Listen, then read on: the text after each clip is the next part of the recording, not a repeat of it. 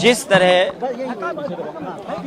उत्तर प्रदेश में लगातार पिछले 5 साल का कार्यकाल और जब से ये दोबारा सरकार को मौका मिला है, उत्तर प्रदेश की सड़कें जर्जर हैं, गड्ढे बन गए हैं सड़कों पर। जहां किसान इस मौसम में जल भराव, बाढ़ से परेशान होता था, इस बार उत्तर प्रदेश में देखने को मिल रहा है कि कुछ हिस्सों में बाढ़ है, कुछ हिस्सों में सूखा है और अभी भी किसानों को कोई राहत नहीं दी गई है। न बाढ़ के नुकसान से कोई राहत पहुंची है और ना ही सूखे की वजह से जो किसानों का नुकसान हुआ है उस पे कोई सरकार ने भरपाई या राहत दी है। वहीं बड़े पैमाने पर जानवर बीमारी से मर रहे हैं, गायों की मौत हो रही है। जो वायरस फैला है, लंपी वायरस है जो, जिसके कारण हजारों हजार गायों की जान जा चुकी है, जानवरों की जान गई है। अभी सरकार ने कोई मदद नहीं की, न उन जानवरों की देखभाल के लिए सरकार कुछ कर पाई है और लगातार महंगाई बढ़ा रही है सरकार। ये डबल इंजन की सरकार, जिसे मौका जनता ने उत्तर प्रदेश में भी दिया और दिल्ली में भी बहुमत मिल गया, लेकिन आप देखिए लगातार महंगाई बढ़ी है। इतनी महंगाई जो जनता को सामना करना पड़ा है, जनता पिस गई है महंगाई में। और कानून व्यवस्था इतना कभी बर्बाद नहीं हुआ होगा।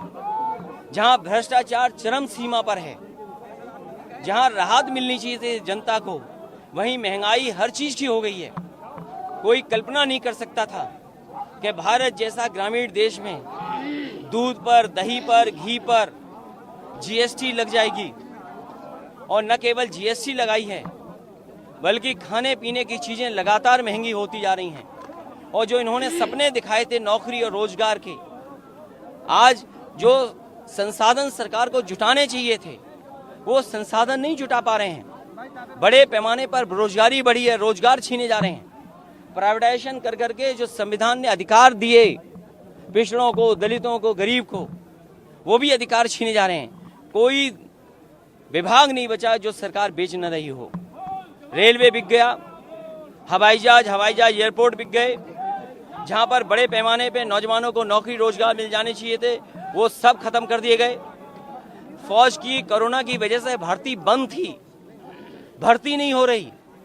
और जिस रूप में ये लेकर के आए अग्निवीर, कोई नौजवान उससे संतुष्ट नहीं है। जिस समय नौजवान निकले थे उस समय उन पे झूठे मुकदमे लगा दिए गए। अभी फर्रुखाबाद में भर्ती शुरू हुई है। 1,13,000 से ज्यादा नौजवानों ने, 12 जिले के लोगों ने फॉर्म भरे हैं, लेकिन सरकार पीठ मोड़ लेती है जब उनसे पूछा जाए कि आखिरकार कितनों को अग्निवीर में भर्ती करोगे। तो रोजगार ठप, नौकरी नहीं, किसान बर्बाद। और अभी भी गन्ने के किसानों का बकाया है। चीनी मिलें किसानों का गन्ने की कीमत नहीं दे पा रही हैं। बिजली महंगी हो गई है, जर्जर हो गए ट्रांसफार्मर। जो कैपेसिटी सरकार को बढ़ानी चाहिए थी वो कैपेसिटी नहीं बढ़ा पा रहे हैं। इसलिए समाजवादी पार्टी पहले भी इन सवालों पर धरना देना चाहती थी। हमारे विधायक जाकर के सदन के में बैठ करके और सदन के बाहर धरना देना चाहते थे, सरकार ने रोक लिया। आज जब हम सब लोग पैदल जाना चाहते थे उस समय भी रोका गया है।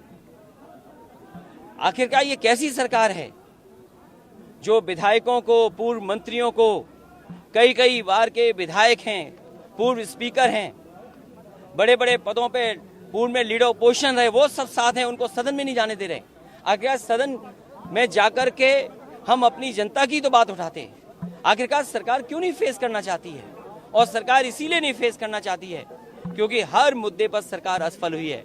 लेकिन लोकतंत्र के मूल्यों को बचाने के लिए समाजवादी पार्टी इसी तरह यही सड़क का रास्ता अपनाएंगे। जब सदन में इन्होंने नहीं जाने दिया तो सदन चला करके वंदे मातरम से शुरुआत कर करके, और हमारे जो विधायक अरविंद गिरी जो हमारे बीच नहीं रहे, उनकी भी शोक सभा कर करके खत्म की है। और अगली रणनीति क्या होगी वो भी हम लोग विधायक बैठ करके तय करेंगे।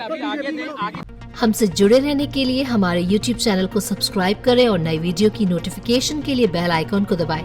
अगर आप ये वीडियो Facebook पर देख रहे हैं तो लाइक जरूर करें और ज्यादा से ज्यादा शेयर करें। धन्यवाद।